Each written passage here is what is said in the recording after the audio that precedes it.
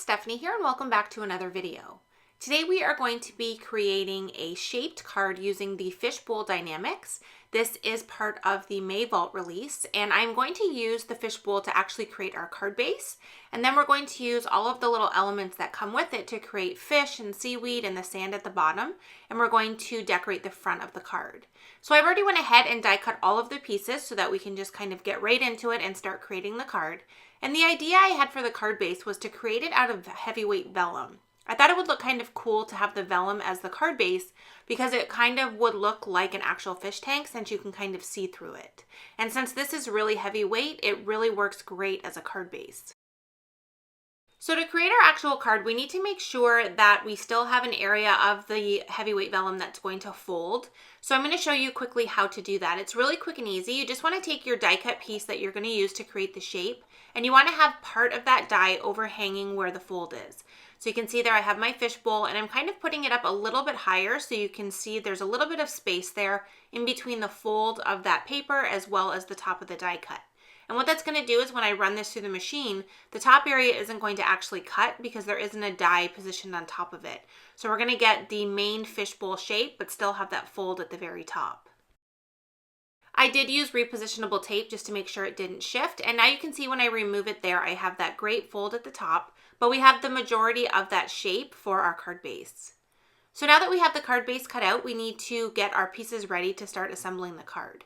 So I have die cut everything from colored cardstock just to save on time. You can cut everything from white cardstock if you'd like, and you can color everything in with a coloring medium like markers or pencils. But I like the idea of doing it from colored cardstock and using some ink to kind of add some highlights and dimension to the edges.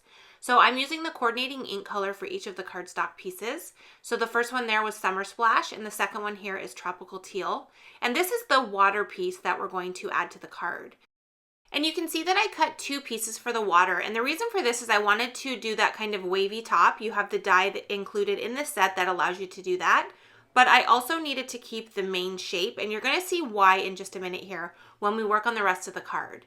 So rather than try and mimic that wavy piece that we have there, I decided to do the larger piece and the smaller piece and layer them together, which I actually think adds to the card design since we have that two different colors kind of working together to create the water. So now I'm just going to continue on adding all of the pieces, and I'll ink each piece up as I go. So I did the two water parts, I added the little sandy piece at the bottom. Now I have the fish here, and I did die cut a bunch of fish. I wasn't really sure what I wanted to do, but I decided to go with three colors. I have Peach Bellini for the base of the fish. I have the Coral Crush there, which is a little bit darker for the main body. And then I have the Persimmon, which is going to be just the little fin that we're going to add to the top. This allowed the fish to kind of remain the same color, but have a little bit of different colors layered on top of one another to really emphasize the different areas of the fish. So I added just a little bit of ink to those, and now I'm adding ink to all of our seaweed pieces here. Once again, I did die cut a bunch of these. I really wasn't sure what I wanted to do with the scene, so I wanted to make sure I had enough die cuts ready to go once I started assembling everything. For the fish, I wanted to add a little bit of dimension to them. So for the smaller body piece that we're going to layer over the main fish, I did add some foam adhesive on the back of this. And then I also used a black pen to color in the area where the eye would show through that hole. I didn't want to deal with trying to work with a very small black die cut, so I decided to just do it this way where I added the color first, and you can't even tell that it's kind of colored there messily because once you add that top layer, all you see is the area that's showing through where the eye should be. And then for the little fin, I just used regular glue to add that on since it was so teeny tiny. I didn't really want to try and add a little piece of foam adhesive behind that. So once I had the fish finished, I can go ahead now and start to put together our little scene. So I'm using liquid glue to add all of the seaweed pieces on here. I want to keep those flat on the card. And I'm going to add the fish to the card flat as well. I have the dimension that's underneath the body area, and I think that's going to be enough for this card design. So I decided not to use any more foam adhesive on this one. So I'm just adding the different pieces here, and I'm making sure to layer them so that some are tall and some are short. I'm using some of the longer and fatter ones and the skinnier ones. And I'm also making sure to figure out exactly where I want the fish to appear in the scene so that I can layer some of the seaweed over top just to make it look a little bit more organic. So that one there is going to layer, and then I'm going to add a couple more small ones at the very bottom, just kind of peeking off of the bottom of that fish bowl. And then once I have everything fully attached here, I'm just going to use my scissors once I've given the glue a few minutes to dry, and I will go ahead and trim off the bottom pieces so that you don't see any of that overhang. Okay, so now we have our full scene created here. We're gonna add some more details still. The next thing we're gonna do is add some little bubbles. You get a die in this set that die cuts all of these small little bubble shapes, and I die cut them from white cardstock, and I'm just adding them on here with some glue and a little kind of jewel picker that will hold onto them since they are so small. If you don't want to use the white die cut pieces, you could use some clear droplets or some sequins. Anything will work here. It's just such a pretty look to kind of have those bubbles kind of floating up. I just think it really adds to the scene to have that pop of white. Okay, so now we can go ahead and start to assemble the card. So the first thing I'm going to do is add the water area on the front of the card. But you can see when we open it that we see all that adhesive through that card since it is made of vellum. So this is why we kept that solid piece for the water, because I'm going to die cut 3 more pieces. You can see I have them all here out of white. And the reason that I'm die cutting these is because we're going to add them to the card base, both on the back of the front and then on the back piece of the card as well. Every time that we add one, we are covering up the adhesive from the one on the other side of it. So now that we have that one on there, we have nowhere to write our message since the card base is vellum. So I'm going to repeat the same process. I'm going to flip this one upside down so the adhesive is showing so I can line it up with the front of the card. And then I'm just going to close the card and it's going to grab onto that and adhere it to the inside. And then I can go ahead and add that last one to the back of the card where we can now see adhesive once again.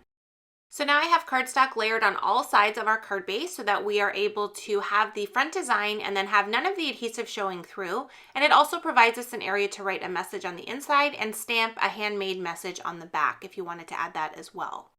So now we need to add our sentiment to the card. At first I was just going to add the sentiment to the inside of the card, but I decided I wanted to add a sentiment strip on the outside. So what I did is I just stamped a sentiment from the Your Fantastic stamp set onto black cardstock, and I heat embossed that with white embossing powder. I'm now going to use a Skinny Strips Dynamics, and I'm going to trim this out so that we have the banner so that it can kind of come off the right-hand side of the card inside that fish tank area. So once I die cut this here and have it trimmed into the strip, I'm going to also kind of cut the end on a curve. You can see there that I'm adding foam adhesive to the back of this, and on the other end I have that curve detail. And the reason I did that was I wanted to be able to line it up on the edge of the water so that it's fully on top of all of the cardstock pieces. So I just used a pen and used the die cut shape that I used to die cut this and just drew a line on here so I knew how to cut it, and now it perfectly lines up with the edge of the water. The last thing I'm going to do now is just add some details to our finished design. So I'm using a white gel pen and adding a bunch of detail to the fish, the water, the seaweed. I'm adding little dots to the fish just to kind of give them a little bit more definition. And then I'm also adding highlight details to the seaweed. I'm going to add some dots to the sand just to make it look a little bit more textured. And I'm also going to add highlights to the water as well. I really love the look of having white gel pen on top of colored cardstock, especially a cardstock where it really shows up. I just think it adds so much detail and really finishes a card design. And then lastly, I'm going to take some clear gel and I'm going to add it to the little bubbles so I have some dimension on those and it will make them shiny once it's fully dry. And once I have that done, our card is finished and we have this really fun shape design that we were able to create with the Fishbowl Dynamics. And then we have this great dimensional scene that we've created on the front. I hope today's video gave you some ideas on ways that you can use larger dies to create shaped cards. If you did enjoy the video, I would love it if you would give it a thumbs up and subscribe so you don't miss out on future videos. As always, I appreciate you being here and I hope to see you again soon. Thanks so much for watching.